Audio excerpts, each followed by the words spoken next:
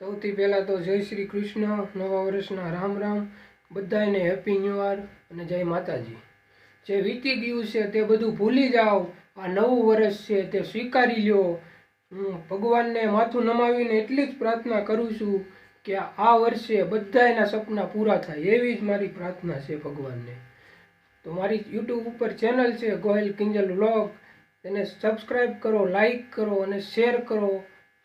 જય માતાજી, નવા વર્ષના રામ રામ। તો જો અમારા પૃથ્વી બેન જાગી ગયા છે। એ પૃથ્વી, એ પૃથ્વી, એ બેટા।